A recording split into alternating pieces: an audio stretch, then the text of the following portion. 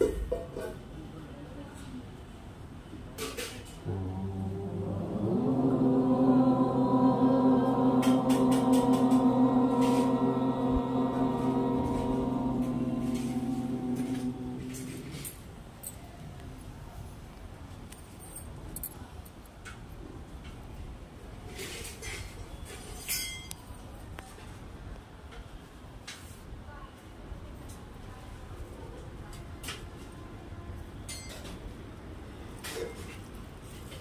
శ్రీ గురుభ్యో నమః. సభాయై నమః.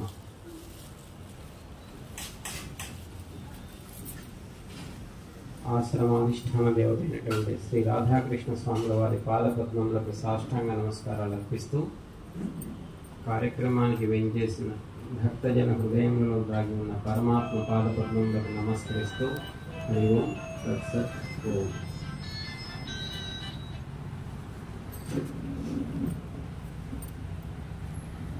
పూర్వజన్మ ప్రారంభం వలన మనకు వచ్చినటువంటి మానవ జన్మతో మనము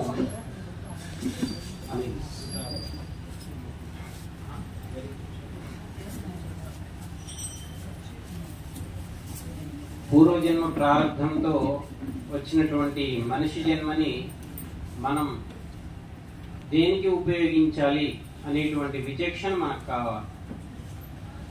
మన పెద్దవారిని తలుచుకొని ఇలాంటి కార్యక్రమాలు చేయించడము, లేదా మనకున్న దాంట్లో కొంత ధనాన్ని ఎక్కడైనా ఆశ్రమాలకు కానీ ఇంకా వేటికైనా దేవాలయాలకు కానీ ఇవ్వటం అనేటువంటిది చాలా ఉన్నతమైనటువంటిది.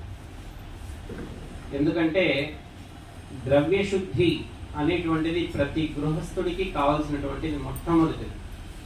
మనం ఏం చేస్తామంటే ఎంతసేపు ఆర్జించటమే కానీ త్యజించటం మనకు తెలియదు. త్యజించకపోతే ఆర్జించిందంతా వృథా అండి. అందరూ బాగా గుర్తుపెట్టుకోండి.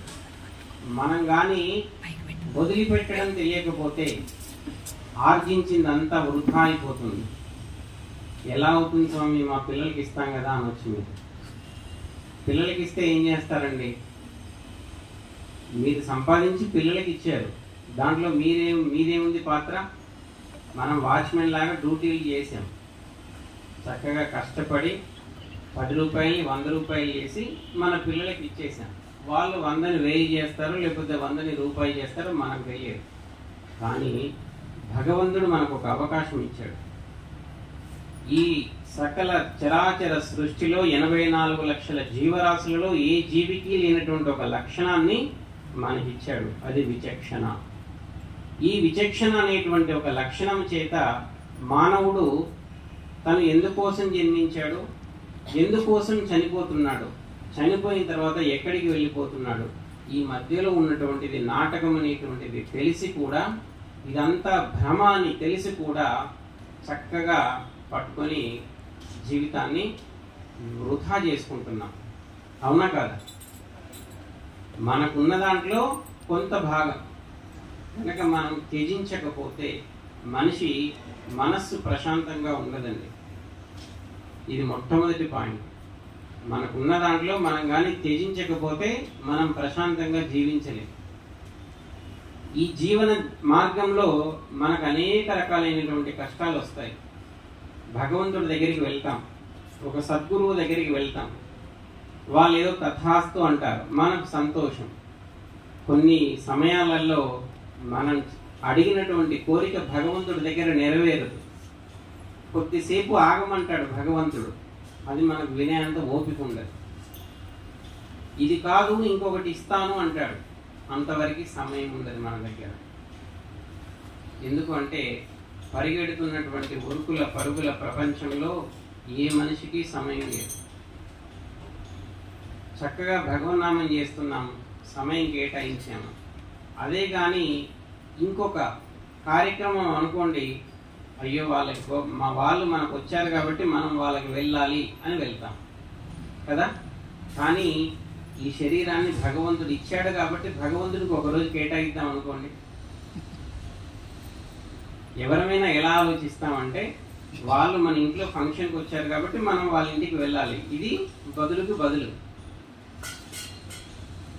అసలు ఈ శరీరాన్ని భగవంతుడు ఇచ్చినందుకు భగవంతుడికి ఒకరోజు కేటాయించి చూడండి, మిగిలిన అన్నింటికి మనకు సమయం దొరుకుతుంది కదా, ఈ భగవంతుడికి కేటాయించడానికి మనకు సమయం ఎందుకు దొరకటం లేదు?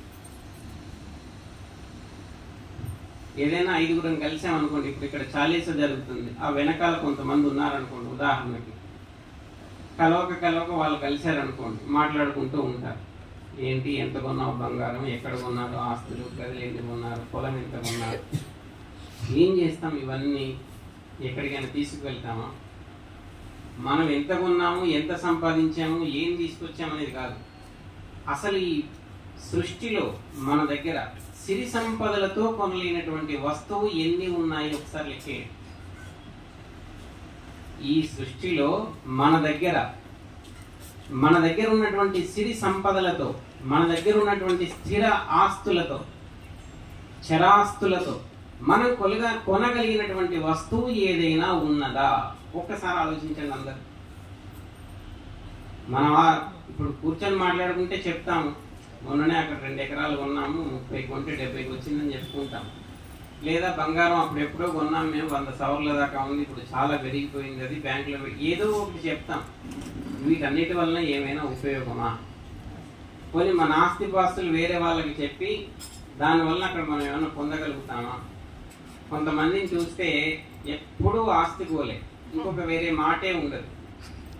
లేదంటే మా పిల్లవాడు లండన్ వెళ్ళాడను, లేకపోతే దుబాయ్ వెళ్ళాడను, అమెరికా వెళ్ళాడను, ఇంత తీసుకొచ్చాడు, అంత తీసుకొచ్చాడు, ఈ మధ్యన కొన్నామని చెప్తారు. వీటి వలన ఎదుటి వారికి ఏమైనా ఉపయోగం అని చెప్పండి. కలిసినప్పుడు ఏదైనా ప్రశాంతంగా 4 మంచి మాటలు మాట్లాడుకోండి.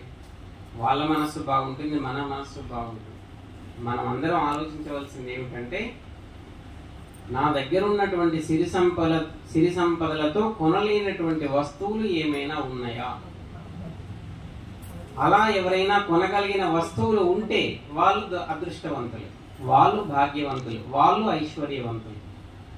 ఏమున్నాయి చెప్పండి? మన దగ్గర ఉన్నటువంటి సిరి సంపదలతో, మన దగ్గర ఉన్నటువంటి పొలాలు, గదుల స్థలాలు ఉన్నాయి కదా, వీటితో కొనలేని వస్తువులు కొన్ని ఉన్నాయి.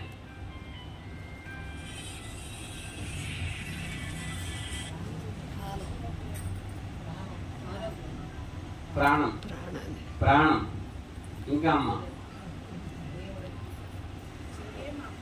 అమ్మ వెనకాల మాట వినిపించట్లేదు మాకు.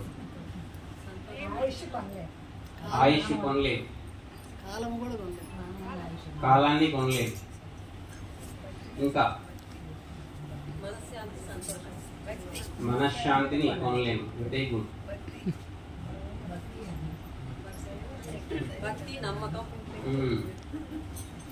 మన దగ్గర ఉన్నటువంటి సిరి సంపదలతో మనం కొనలేనటువంటి వస్తువులు ప్రథమమైనటువంటిది మనశ్శాంతి. ఇది ఏ బజార్లో వెళ్ళినా దొరకదు. దొరికేటుంటే ఈ పాటికి అందరు కొనేసేవారు. అలాగే ఆయుష్. మనము ఆయుష్ని ఎంత డబ్బులు ఇచ్చినప్పటికీ 1 సెకండ్ వెనక్కి తిరిగి ఇవ్వమంటే కూడా కాలం అనేటువంటిది తిరిగి ఇయ్యలేనటువంటిది. ఇలా కాలము, మనశ్శాంతి ఇలాంటివి ఎన్నో రకాలైన వస్తువులు మన సిరి సంపదలతో కొనలేని వస్తువులు ఉన్నాయి. అయితే వాటిని ఇంకొక ద్వారా కొనొచ్చు. భగవంతుడు ఏం చేశాడంటే, ఈ కాగితం, మనిషి సృష్టించినటువంటి కాగితముల చేత, భగవత్ సృష్టిలో ఉన్నటువంటి ద్రవ్యముల చేత ఏ రోజైనా సరే ఖచ్చితంగా మనిషి అలిసిపోవలసిందే. ఎంత కాగితాల వెంబడి పరిగెత్తి మీరు అవసరమైతే ఈ ఇల్లంటి కాగితాలను కూడబెట్టండి, లేదా మన స్థిరాస్తుల్ని మీరు కూడబెట్టరుదురు గాక. కానీ ఒకానొక రోజు ఖచ్చితంగా నిజమైనటువంటి వాస్తవ విషయాన్ని ప్రతి జీవి తెలుసుకొని తీరుతాడు. అప్పుడు తెలుస్తుంది, ఇంతకాలం నేను పాటుపడింది అనవసరమైనటువంటి ఈ కాగితాల గురించా, అనవసరమైనటువంటి స్థిర చరాస్తుల గురించి పాటుపడ్డానా, అసలైనటువంటి ఆస్తి నేను సంపాదించలేకపోయాను కదా అనేటువంటి. అవే భక్తి.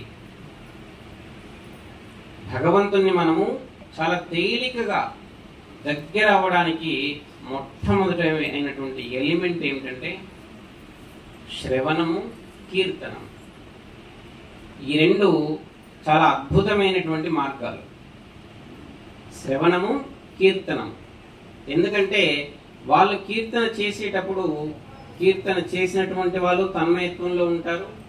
కీర్తన శ్రవణం చేసిన మనందరం కూడా తన్మయత్వంలో వెళ్ళిపోతాం. ఎందుకంటే కీర్తనలో శరీరంలోని చాలా అవయవాలు కదులుతాయి.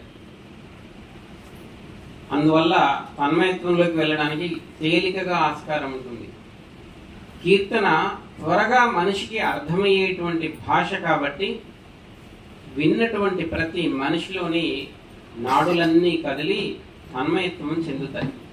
అందువల్ల మొట్టమొదటి మార్గాలు ఏమిటంటే శ్రవణము, కీర్తనం. అయితే కీర్తించిన దాన్ని శ్రవణము చేసినప్పుడు దాన్ని జాగ్రత్తగా గనక మననం చేసుకోగలిగితే, పాడినటువంటి పాటని కానీ లేదా భగవంతుడి స్తోత్రాన్ని కానీ మనం చక్కగా మననం చేసుకొని అర్థము ఏదైనా కొంచెం తెలుసుకోగలిగితే మనకు ఆనందం వేరుగా ఉంటుంది. కాబట్టి మనందరం ప్రయత్నం చేయవలసింది ఏమిటంటే మన దగ్గర ఉన్నటువంటి సిరి సంపదలతో కొనలేనటువంటి వస్తువులు చాలా ఉన్నాయి, వాటిని కొనడానికి మనం ప్రయత్నం చేయాలి. అనవసరమైన ఇవన్నీ ఎన్ని కొన్నా ఏముంది, ఏమీ లాభం లేదు, ఇక్కడే వదిలేసి వెళ్ళిపోవాలి. ఎవరైనా తీసుకువెళ్తారా అమ్మా? తీసుకువెళ్ళే వాళ్ళు ఎవరు లేదు, ఇప్పటి వరకు లేరు. ఇక ముందు ఏమైనా కాలం మారితే చెప్పలేము కదా. కాబట్టి అలా ఇక్కడ వదిలేసేటివి కాదు, ఇక్కడ నుంచి తీసుకువెళ్ళే వస్తువులు కొన్ని ఉన్నాయి. అది మనిషికి సంస్కారంగా పడుతుంది. మనం ఏదైతే ఇలాంటి రోజుల్లో అందరం కలిసి కూర్చొని చక్కగా భగవన్నామం చేస్తున్నామో, ఈ భగవన్నామం చేసినటువంటి సమయం, ఈ సమయంలో మన యొక్క మానసిక స్థితి ఇదంతా ఒక సంస్కారంగా ఏర్పడుతుంది. ఈ సంస్కారమే వాసనా బలంగా మనతో పాటుగా ఈ శరీరాన్ని ఎప్పుడైతే జీవుడు విడిచిపెడతాడో ఇతనితో పాటుగా వెళ్తుంది. వెళ్ళి మరలా వచ్చే జన్మకి అదే వాసనా బలంగా వస్తుంది. కావాలంటే మీరు చూడండి, మీ ఇంటి పక్కల వాళ్ళని ఎవరినైనా ఈ కార్యక్రమానికి రమ్మనండి, వాళ్ళకు మనసు ఒప్పదు. కొంతమందికి చిన్నతనంలోనే మనసు ఒప్పుతుంది. ఎందుకు? వాళ్ళ యొక్క వాసనా బలం, సంస్కార బలం అలా ఉంది. దానికి మనం ఎవ్వరము బాధపడాల్సిన అవసరం లేదు. అయ్యో వీళ్ళకి ఇంకా కలగలేదు అనుకోవడానికి లేదు.